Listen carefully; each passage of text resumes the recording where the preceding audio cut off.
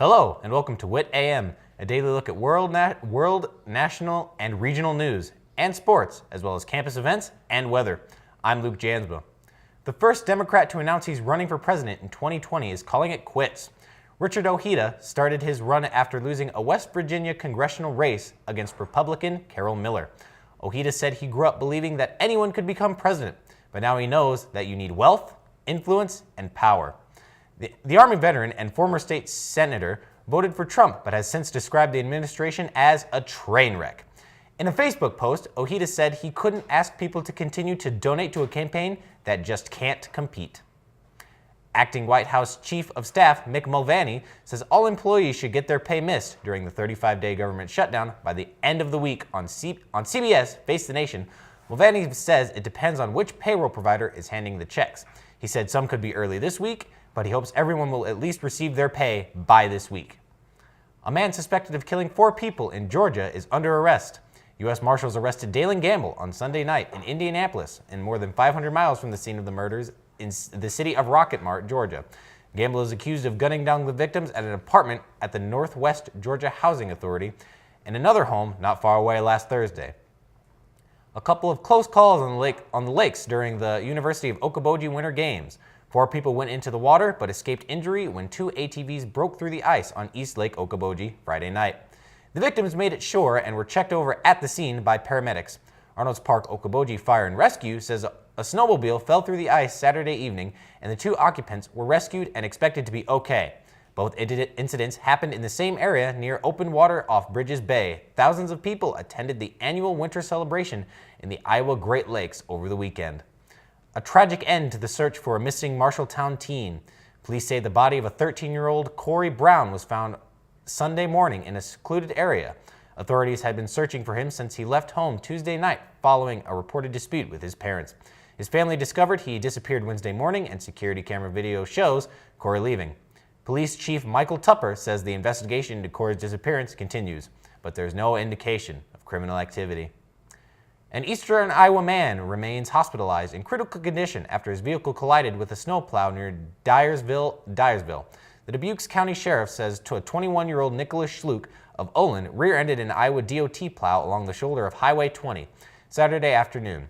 Disputes say Schluck lost control on the snow and ice before striking the plow, and he was taken to a Dubuque hospital and then airlifted to University of Iowa hospitals and clinics with life-threatening injuries. The news release didn't say whether the plow driver was hurt, and the crash is still under investigation. Police in Des Moines are investigating a crash Sunday afternoon that killed a driver and injured a child. Officers say it appears that the vehicle left the roadway, went over a concrete wall, and crashed into a parking lot below. 32-year-old Grant Stoka of Des Moines died at the scene, and his 8-year-old son was taken to the hospital with minor injuries. Investigators believe another vehicle may have caused Stoka to make an abrupt turn. Anyone who may have witnessed the crash is asked to contact the Des Moines PD traffic unit. We'll be right back with a look at your WIT TV weather and campus events.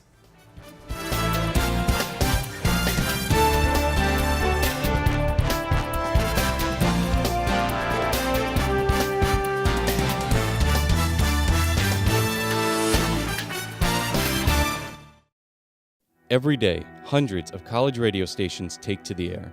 Students are building skills they can use in the industry. They gain experience on the air and organizational talents that can be put to use in a workplace. Supporting college radio and donating to the College Radio Fund gives the colleges money to work with and opens the doors of limitless possibilities to students. The grants are given out by a nonprofit charity, the College Radio Foundation. Help prospective hires earn the experience they need. For more information, please visit collegeradio.org. Welcome back. A Canadian man is facing a criminal charge after he was found with 5,000 live leeches in his luggage. National Geographic reported the discovery was made last October at the Toronto airport. The man was coming back home from Russia when the extra passengers were found. He wasn't trying to hide the leeches, so he's only being charged with illegally importing an internationally regulated species without the right permits. New York Congresswoman Alexandria Ocasio-Cortez gave the audience at the Sundance Film Festival a welcome surprise. The first-term Democrat from the Bronx appeared for a web question and answer session last night after the premiere of a documentary about her and 3 other women candidates. Ocasio-Cortez had sent the word Saturday that she wouldn't be able to get to Park, City, Utah, because of what she called complications after the government shutdown ended on Friday. The documentary Knock Down the House focused on the 2018 campaigns of Ocasio-Cortez and Amy Villa of Nevada, Cori Bush of Missouri, and Paul Jean Swearengin of West Virginia. Villa, Bush, and Swearengin lost in Democratic primaries, but all were at Sundance. Taking a look at today's weather. Today, scattered flurries before 10 a.m., partly sunny with a high near 11, wind chills. Values will be as low as 18 below windy, with a northwest wind 25 to 30 miles per hour, decreasing to about 30 to 25 miles per hour in the afternoon. Cold gust as high as 45 miles per hour tonight, mostly cloudy with a low around 0, and it will be blustery with a northwest wind 15 to 20 miles per hour, decreasing to about 5 to 10 miles per hour after midnight. Winds could gust as high as 30 miles per hour. Tomorrow, mostly sunny with a temperature falling to around -3 by 5 p.m.